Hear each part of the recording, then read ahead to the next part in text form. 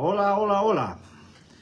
Buenas tardes. Volvemos a la normalidad dentro de lo que cabe, después de unos días muy intensos de emociones y de trabajo, con muchísimas alegrías y algún sinsabor, pero bueno, por la parte que me toca, mis disculpas a todos aquellos que no se han sentido atendidos o si le he faltado a alguien, desde luego no ha sido con intención ninguna. Y bueno, acabamos de poner un vídeo que ha hecho mi compañero David, que es un auténtico genio, realmente ha sido el alma de toda esta locura del 23N, porque se ha pegado una paliza impresionante y porque, bueno, pues todas estas cosas que hacemos en las redes pues tienen mucho que ver con él, con su trabajo, y no sé cómo se lo puedo agradecer más, pero es una pasada.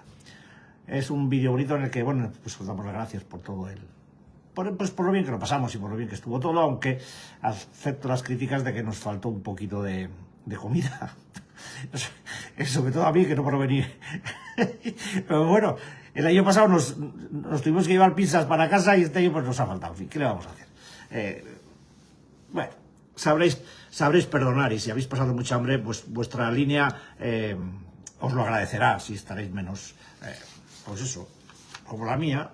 De vez en cuando pasar un poco de hambre me viene muy bien, para que los botones de la camisa, como dice mi amiga Katy, pues no se me revienten. Bueno, volvemos a lo normal. El vídeo es, bueno, echadle un vistazo. Está muy guapo, como casi todo lo que hace mi compañero David. Estábamos en hola Rubén, hola, Isabelita, hola a todos. No os puedo saludar a todos porque no veo toda la gente que a veces cuando me aparece en la pantalla, pues... pero bueno, pues gracias por estar ahí. La verdad es que a ver si retomamos ya la rutina esta del proceso de rehabilitación de las adicciones, de todo este proceso personal en el que, bueno, pues... el sábado hablaba yo de no sé si fui capaz de explicarme o de... desde luego, cuando hablaba de que no se me conoce o que...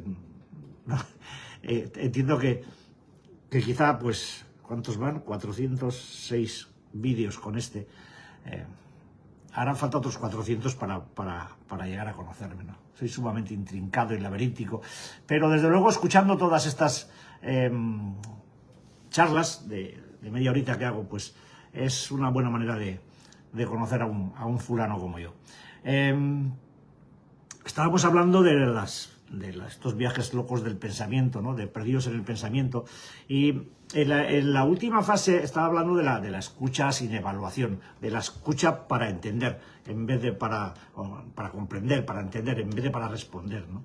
Y decía que lo más importante de aquello que escuchamos es el hecho de la escucha en sí. Que esto también lo intenté decir el sábado, pero no lo pillé bien.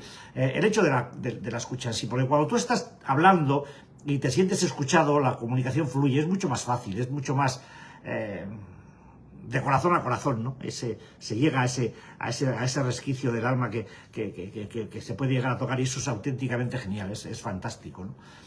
Siempre nos toparemos con los patrones egóticos de corte, de disección, de qué están diciendo, ¿no? Esto no va conmigo. Son patrones egóticos que están poniendo a la mente de la persona a la defensiva contra una supuesta invasión de ideas o de pensamientos o de sentimientos que no quiere admitir, ¿no? Es decir, que la identificación con posiciones mentales y la necesidad obsesiva del ego de estar en conflicto con algo, con alguien, para fortalecer precisamente su sentido de separación entre yo y el otro, entre nosotros y el otro, pues tiene el fundamento en el hecho de que el ego sin eso no puede ser el mismo, ¿no? Necesita la confrontación, necesita estar en comparación permanente con algo, con alguien, y llevar la contraria, ofenderse, discutir. Esta historia es así, y entiendo que muchas veces cuando se hablan de estas cosas, pues me ha pasado muchas veces al hablar. La transmisión se me ha cortado, no sé lo que habéis visto, pero aquí me ha salido una pantalla negra de que se cortaba el tema. Digo que muchas veces al hablar en este plano, tengo que recordar que aunque a veces pluralice, lo hago en un sentido estrictamente personal. Y que estas cosas que yo digo sobre lo mental y sobre lo emocional y sobre todo lo que tiene que ver con la rehabilitación son mis cosas. Es posible que alguien se identifique, pero que nadie se ofenda, porque es la mente la que se pone a la defensiva. Yo no quiero ofender a nadie cuando hablo de estas cosas, hablo de mí. Hablo de mi chaladura, de mi locura adictiva y de todos los procesos que yo vivo por dentro. Esto no tiene ninguna significación para nadie en ningún aspecto, salvo que si alguien se siente identificado, que lo haga en el buen sentido, joder, no en el malo. Porque si yo hablo de que tenemos o de los conflictos del ego, estoy hablando de mis conflictos egóticos, pero también sé que mucha gente tiene este tipo de dificultades, sobre todo en las relaciones. La dificultad básica de una persona adicta en lo social son las relaciones interpersonales y tienen que ver con estos movimientos egóticos de falta de escucha y de búsqueda de conflicto permanente del ego, no somos nosotros, es el puto ego que tenemos en la cabeza, que es el que nos mantiene por su propia necesidad de ser, el que nos mantiene en conflicto con todo lo que se mueve alrededor nuestro, ¿no? ¿Ves? Incluso cuando se vive un proceso bien intencionado, hay una especie de reto encubierto, o de distancia, o de barrera preventiva como quieto ahí, ¿eh? No te metas no te metas más. Yo también soy antiinvasivo, no me gusta la gente invasiva. Por eso hablo de mí, y si eso invade el territorio íntimo de alguien, pues no es mi intención. Mi intención es que la gente reflexione sobre estas cosas, los que me escucháis, y si no, pues lo que digo siempre, no tenéis más que dar al botón y mandarme a tomar por culo. O sea, punto pelota. Perdón, ya estoy diciendo tacos. Si a todo este proceso de debate mental le sumamos todo el daño emocional acumulado que nos viene del pasado, todo eso que arrastramos cada uno en nuestro interior, pues nos conflictúa, nos hace estar en guardia permanentemente, nos hace estar siempre en tensión, cuando alguien a quien vemos como más armado, o mejor dicho, desarmado ante los ataques del ego, pues te plantea cosas que te aterra. Te aterra ver a alguien que ha bajado las manos cuando tienes delante un ego adicto, pues es como que se te los pone de corbata. Y lo sé porque me ha pasado. Y yo no entendía cómo la gente se podía mostrar de tal manera, ¿no? Pero bueno, al final yo he entendido claramente que la forma de superar todos mis conflictos egóticos es mostrarlos. Y hay quien se ha reído, hay quien se ha partido el culo de risa y hay quien me ha llamado pues cosas de todo tipo y color. Bueno, en esto estamos. Porque lo que sí tengo claro es que este dolor es un campo energético interno que se adueña de una manera esporádica de mí, porque necesita experimentar más dolor emocional para nutrirse, para reabastecerse, para controlar mi pensamiento y para hacerlo profundamente negativo. Esto es un continuo en mi vida, es la forma de estar padeciendo incluso cuando aparentemente he dejado de padecer. A mi ego le encantan los pensamientos negativos porque son los que resuenan con mayor frecuencia y con mayor fuerza y porque puede retroalimentarse de ellos. Así también, pues provoca reacciones emocionales negativas en la gente que está a mi alrededor para atiborrarse de conflicto. O sea, yo tengo aquí dentro un pedazo de cabrón que busco, hostia, uy, vaya tarde. Que está buscando permanentemente estar en conflicto con alguien. Así que para poder liberarme de esta identificación inconsciente con mi ego y tan profundamente arraigada, tengo que tomar conciencia de ella y darme cuenta de que no es quien verdaderamente soy. Cuando estaba hablando estos capítulos pasados del problema mental, estaba diciendo de llevar como una especie de bandeja de un camarero con su bandeja cargada de botellas de agua, de botellas de agua, y mira, ella está ahí y tú estás aquí. Tú eres el observador y ella es la observada. Y si te tiembla la mano y te tiemblan los botellines de agua que llevas, pues eso a la mente le molesta mucho. Pero si yo aprendo a diferenciar lo que ella piensa de lo que yo pienso, si yo empiezo a observar al pensador, si yo empiezo a desidentificarme con ella y se ve descubierta, el ego se retrae y a partir de ahí pues vemos cosas en el que el reconocimiento del dolor del pasado es eso, dolor del pasado no vigente, salvo que yo lo actualice permanentemente con viajes intensos a ese daño. Es decir, resentimiento. Veneno que yo me tomo con la esperanza de que le haga daño a otros. Esto lo tenemos que tener meridianamente. Yo lo quiero tener meridianamente claro, pero muchas veces mi cabeza, mi mente gótica me hace como el parabrisas, ¿no? Siempre he dicho y lo he discutido con algún médico y con algún psicólogo que ellos no acaban de entender que nuestros procesos mentales no tienen la misma configuración que los de una persona no adicta.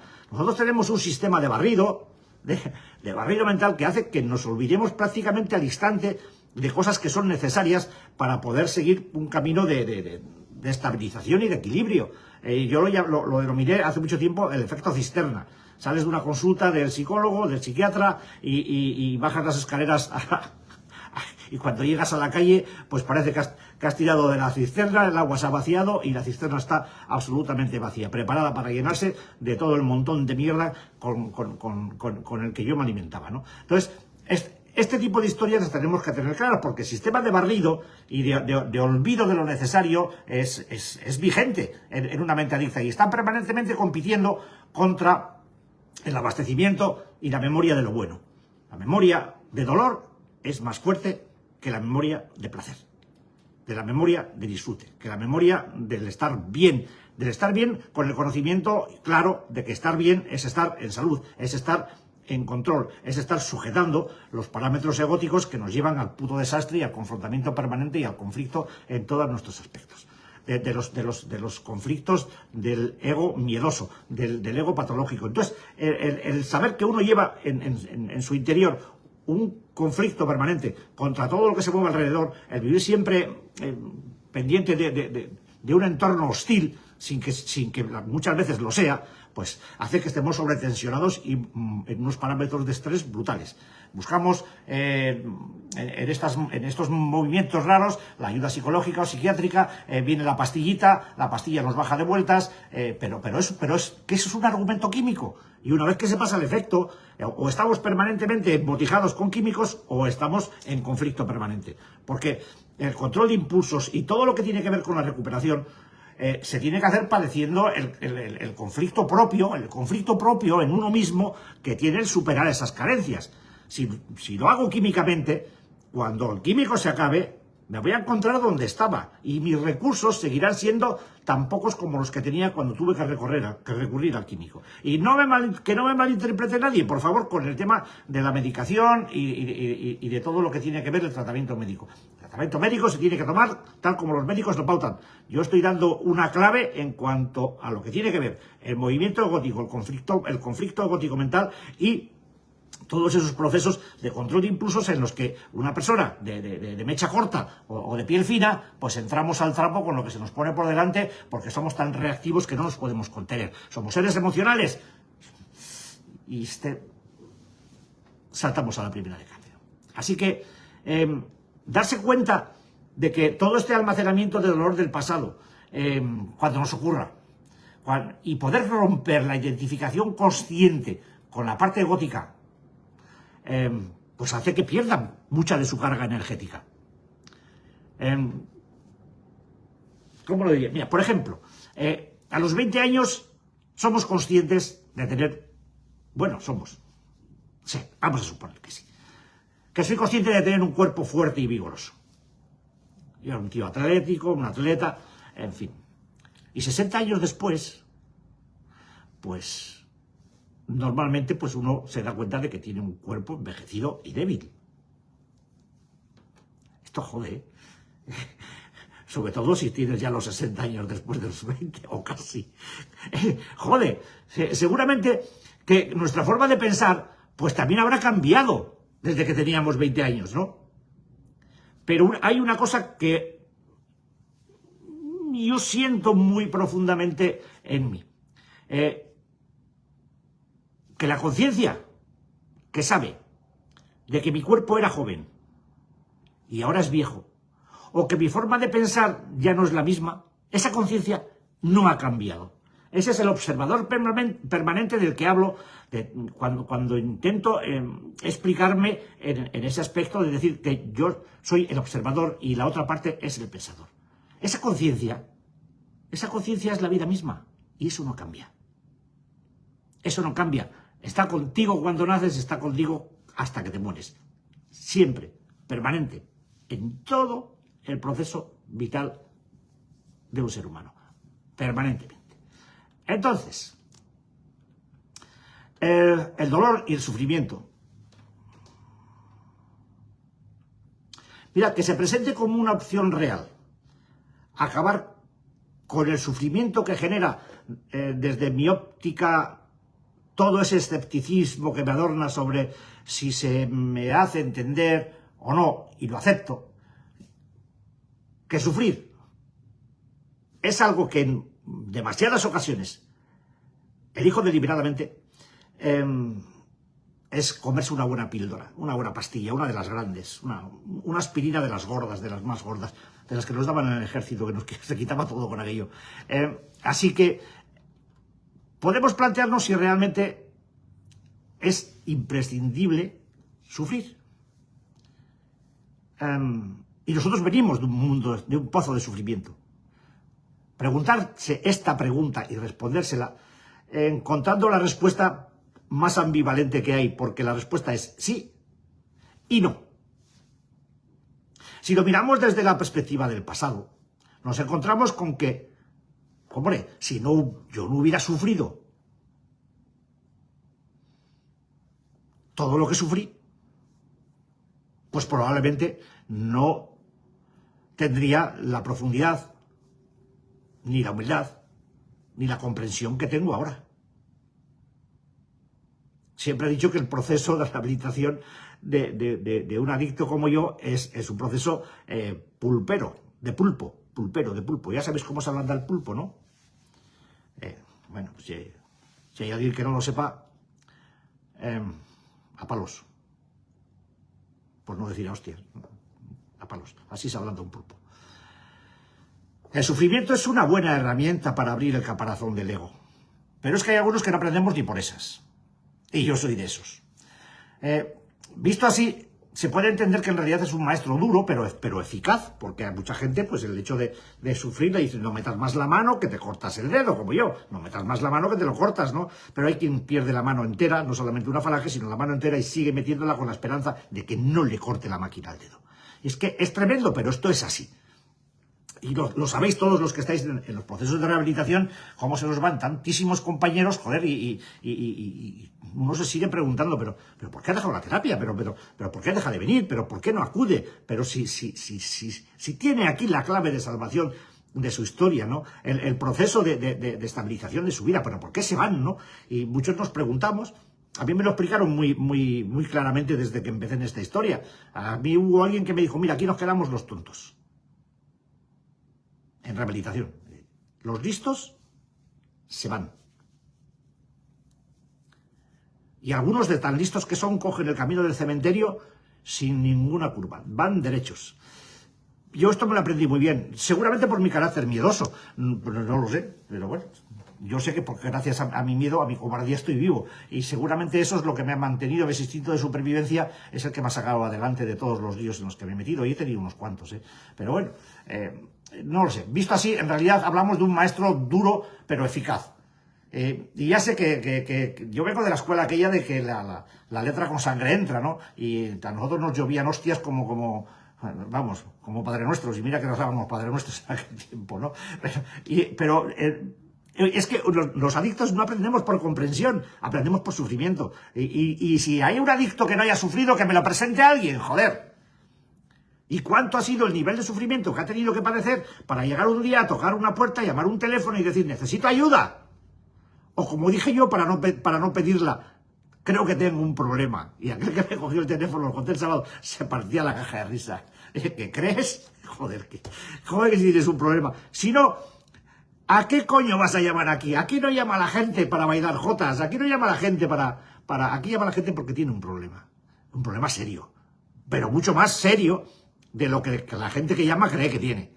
Pero claro, eso ya es profundizar en todo este tema. Y eso es lo que intento hacer yo con estas recovecos laberínticos de la mente adicta.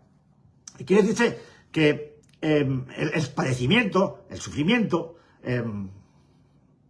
es un proceso que únicamente es necesario hasta que uno se da cuenta de que ya es innecesario.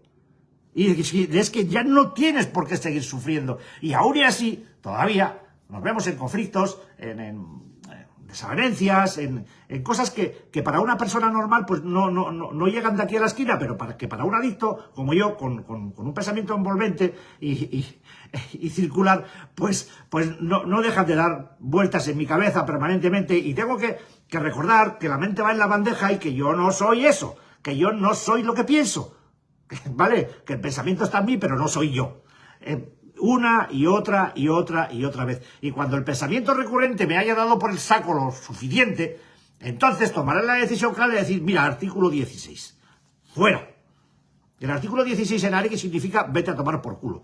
Y como últimamente está de moda, porque lo veo en Facebook y me parece adecuado que casi toda relación o casi toda termina brillantemente con un vete a tomar por culo, pues nosotros le llamamos artículo 16 porque somos un poco más fisnos. ¿Qué cojones? Pues eso, tal cual. Entonces creo que es necesario hasta que uno se da cuenta de que ya es innecesario, que el sufrimiento necesita un soporte fabricado por la mente, fabricado por el ego. Es un títere hecho de tiempo pasado y de tiempo futuro. Eso es el sufrimiento. Un muñeco manejado por el ego, centrado en el tiempo que pasó y en el tiempo que ni siquiera sabemos si vendrá. Eso es apuntarse al sufrimiento permanente por el resto. Así que cuando retiramos de este embrollo el factor tiempo, cuando quitamos el factor tiempo del soporte, lo único que queda es el momento presente tal y como es, convertido o reducido a una sensación de fastidio, agitación, enfado o incluso odio. Por eso, no tiene por qué ser sufrimiento. Ni tampoco un problema trascendental, joder. Es simplemente lo que nosotros queremos hacer con él. No hay por qué darle categoría de sufrimiento al malestar. Al malestar de esas sensaciones. Ni siquiera, ya que estamos puestos al dolor físico. Y tengo fibromialgia, ya sé de lo que hablo, ¿eh? El dolor y yo llevamos desde los 35 años juntos. Tela. Entonces, si metemos en la ecuación también al dolor físico, pues simplemente trato de entender que se trata de una presión interna o una energía intensa en alguna parte de mi cuerpo o de mi mente. Y dejar que la sensación sea y observar lo que ocurre es lo más adecuado para distanciarse y no convertirla en un sufrimiento inútil. Saber que el sufrimiento y la infelicidad surgen cuando convertimos en realidad cada pensamiento o sensación que nos pasa por la cabeza. Eso es la locura personificada. Eso se está corriendo permanentemente detrás del padecimiento, del sufrimiento. Pero ni siquiera son estas situaciones que provocamos por la identificación mental las que nos hacen infelices. Pueden causarnos hasta dolor físico, pero no tienen por qué hacernos infelices. Es el juicio de valor, lo que pensamos de esas situaciones, lo que nos hace desgraciados permanentemente. En fin, son nuestras interpretaciones, las historias que nos contamos, las fabulaciones, las que nos hacen sufrir. Los pensamientos negativos a los que me estoy aferrando ahora mismo son los que me hacen infeliz. Esos son los que me hacen infeliz. Porque puedo elegir. ¿Por qué tengo que pensar en algo que me está rascando por dentro, que me hace daño? Es que me está rascando y lo miro. No, es que lo miro y entonces es cuando me rasca. ¿Me entendéis? Puedo dejarlo en otro sitio, puedo poner mi atención en el momento presente, puedo estar atento a lo que estoy haciendo en el momento, puedo estar concentrado puedo estar a lo que estoy. Cada momento de mi día puedo estar a lo que estoy. Y si me focalizo en las cosas que me dañan, me tengo que preguntar por qué. Si yo pienso en el daño, ¿soluciono el daño? ¿O me hago daño? Si tengo un problema que solucionar y solo hago que pensarlo, y eso me produce daño, ¿qué es lo que me hace daño? ¿El problema o mi obsesión por pensar en el problema permanentemente haciéndome daño con él? Si no tengo una solución, ¿por qué abastezco ese daño? Y si la tengo, ¿por qué lo abastezco? Y si tengo que coger un teléfono y llamar a alguien, y si tengo que ponerme delante de una persona y explicar lo que me expliquen, si tengo un problema de trabajo, que la máquina no va, que pues me ha salido una pieza mal y la tengo que tirar a la chatarra y tengo que... Pues, ¿qué voy a hacer? ¿Comprar otro cacho de hierro y ponerme a hacer lo que tengo que hacer? A ver, a veces afrontar las cosas es el camino de sufrimiento más corto que hay, porque hay que tener clara la diferencia que hay entre dolor y sufrimiento. Y no solamente dolor físico, también hablo de dolor mental, de dolor emocional. El dolor tiene fecha de caducidad. El sufrimiento, no, porque lo abastezco yo. Así que, pues nada, como ya se me ha pasado el tiempo y no me he enterado. Si queréis, mañana nos vemos aquí a la misma hora. Y si no, pues ya sabéis, le dais al botoncito y me mandáis al artículo 16. Que seáis buenos, que muchas gracias por haber venido a estar con nosotros, que ha sido, el sábado fue un día inolvidable, sobre todo por el hambre que pasé. Pero me ha venido bien. He bajado un agujerito del pantalón y eso siempre está bien, ¿vale? Muchísimas gracias, de verdad. Es que sois auténticamente cojonudos. ¿Qué coño? Gracias. Hasta mañana. Besitos.